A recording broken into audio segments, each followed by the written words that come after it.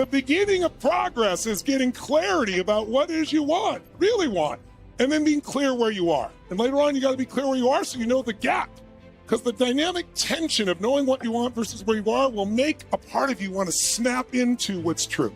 What's the second action step you got to take? Break the pattern of the limiting story you have in your life that's gotten in the way of your relationship, or your body being where you want to be, or your finances being where you are, or your business, or your level of happiness. Because the only thing keeping you from getting what you want is the story you keep telling yourself about why you don't have it. And by the way, most people's stories create suffering. What is suffering? It's pain that just seems to always be there. Suffering never comes from the facts of your life.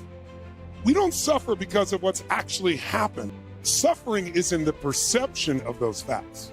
The facts aren't what's making me suffer. It's my perception of the facts that are making me suffer. You have to crush, destroy, annihilate, replace, after you annihilate these stories with the truth that sets you free, with a higher purpose. And when that happens, everything changes in your relationship, your business, your finances, and your life. That's what happened to me. That's how I went from 38 pounds heavier than I am now and never gaining it back, and totally broke, walking rooms feeling alone and lonely and 100 people around me, feeling sorry for myself, to transforming everything, including my business, my economics, and everything else. It's not enough to know. Knowing is not enough. It's all about execution, which means conditioning. So it's critical you find a way to do this. And I'll tell you philosophically, Jim Rohn taught me a philosophy that changed my life. It was really simple.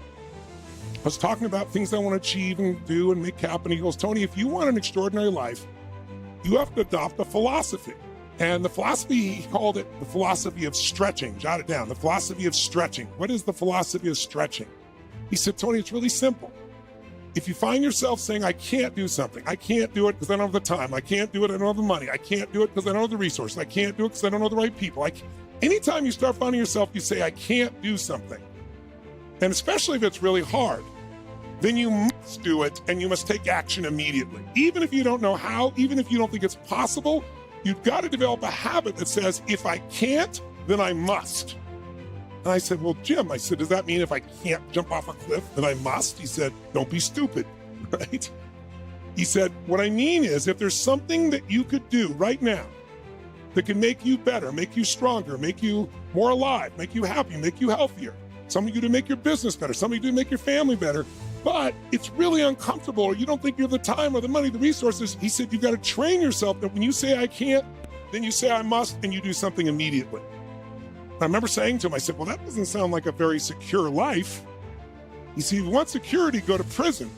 He said, if you want freedom, you got to push yourself and do the things that are uncomfortable and stop allowing yourself to make excuses. And even if you don't know how, if you just commit to do it, the universe moves to those that commit.